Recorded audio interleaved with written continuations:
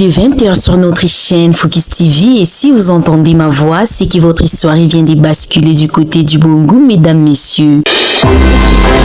Le journal.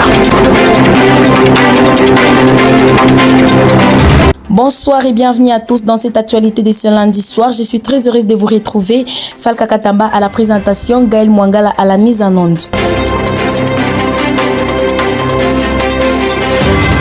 Un grave accident de circulation s'est produit ce lundi 10 août 2026 sur l'axe Lubumbashi-Likasi à environ 41 km de Lubumbashi. La collision entre un minibus de transport en commun et un camion a fait plusieurs morts et de nombreux blessés selon les premières informations recueillies. Le service de secours et des autorités se sont rapidement déployés sur les lieux du drame pour prendre en charge les victimes et établir les circonstances exactes de l'accident. Lundi noir sur la route Lubumbashi-Likasi, plusieurs personnes ont perdu la vie et de nombreux autres passagers ont été grièvement blessés dans un terrible accident survenu ce 10 août 2026 à environ 41 km de Lubumbashi. Selon les premières informations, un minibus transportant des passagers est entré en collision avec un camion. La violence de l'impact a transformé le véhicule en un amas de tôles froissées, laissant derrière elle des scènes insoutenables. Des témoins présents sur les lieux évoquent un spectacle de désolation avec des victimes coincées dans les carcasses des véhicules et des survivants appelant au secours. Alors que les bilans provisoires fait état de plusieurs morts et blessés. Les circonstances exactes de cet accident restent encore à établir. Ce nouvel accident rallonge la liste déjà trop longue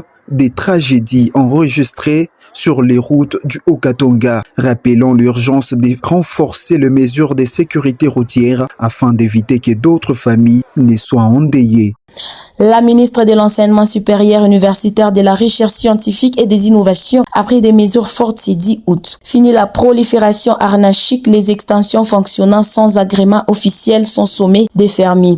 Saint-Tiche Dianda nous en parle. La ministre de l'Enseignement supérieur universitaire, de la Recherche scientifique et des innovations, Marie-Thérèse Sombo, a décidé de mettre fin à la prolifération anarchique des établissements d'enseignement supérieur en République démocratique du Congo. Par cette mesure, elle interdit toute création désordonnée d'universités et instruit la fermeture des extensions qui fonctionnent sans agrément officiel. Cette décision s'inscrit dans le cadre de l'assainissement du secteur de l'ESU engagé depuis son arrivée à la tête du ministre. L'objectif des autorités est de lutter contre la multiplication des structures qui ne respectent pas les normes académiques, administratives et pédagogiques fixées par l'État. Et pour finir dans cette actualité en bref, la compagnie aérienne nationale Congo Airways traverse une période particulièrement difficile alors qu'elle devait incarner la souveraineté aérienne de la RDC.